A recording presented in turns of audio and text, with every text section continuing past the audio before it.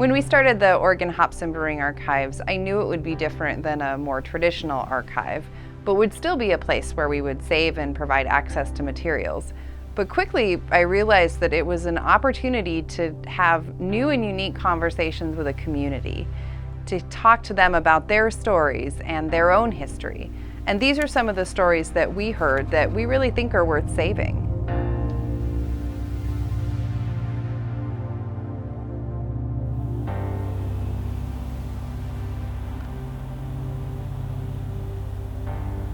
It's amazing how a small industry, a few growers in Oregon, can influence the world with what we grow.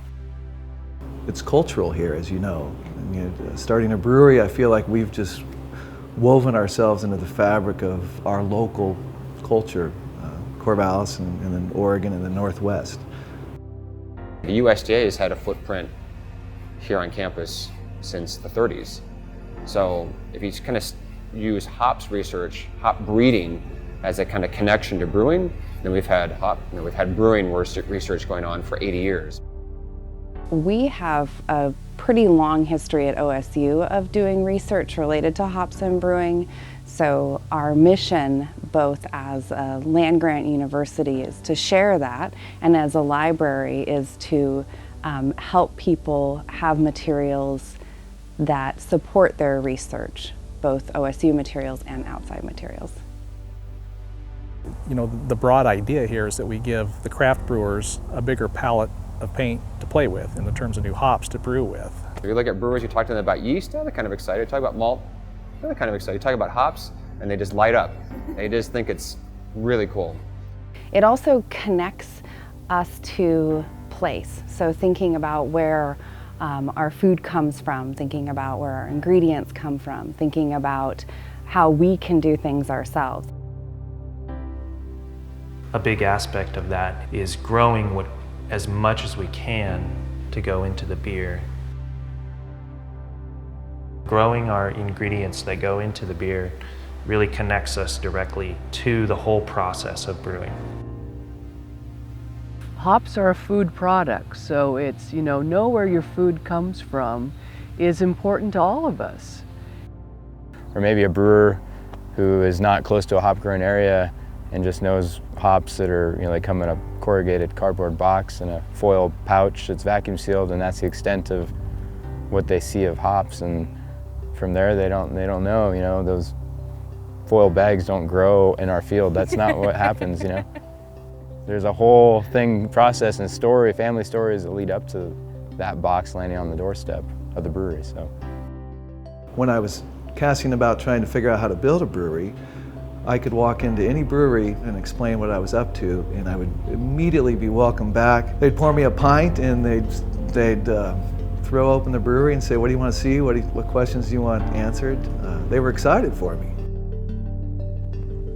When Bridgeport and Widmer Brothers Brewing started in 1984, craft brewing was really in its infancy in Oregon, with the only brewing that we would consider craft today being done by home brewers like those in the Oregon Brew Crew Club, and by Chuck Coury, who was a vintner that started the short-lived Cartwright Brewing Company in Portland. We're great-grandsons and great-granddaughters of pioneers who are willing to try everything. They don't need to see it on TV to validate it, and there's no better place on the face of the earth than Portland, Oregon for doing what we did. It didn't really need the 30th anniversary to kind of start reflecting a little bit. For me, it would be like on weekends when it's kind of quiet and I'm walking through and kind of looking at things, then it's like, wow, this is pretty awesome. We've come a long way in the last so many years. So. What's fun for me is the emergence of the 30 beers, because they are the actual beers that we did in that year, like 27 years ago. When we nail it, I mean, it's, even though I haven't had that beer in like 25 years, it's like, oh my God, that is so exactly what we did 25 years ago. Like, I can remember that year, those times, so yeah, it's fun. It's really fun. This archive isn't just about hop growing or beer brewing, but is really about the culture of the whole industry. So you'll find stories about everything from labor practices to history to agriculture to economics to gender dynamics represented in our collections. Rubber boots are the ubiquitous piece of brewing equipment. Every brewer wears rubber boots of some kind or another. And I had chosen pink because it's the girl color. And you know, I walk into a brewery, I start talking the beer lingo. Next thing you know, I'm just one of the guys.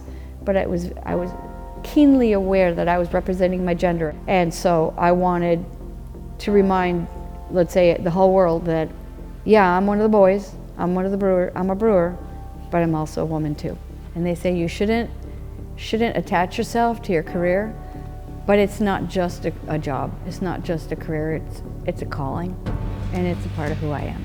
As every generation goes along, we're losing just a little bit more of it. It takes someone from outside of our industry to be able to come and understand the importance and capture it for us, because it influences so many people in so many parts of the world.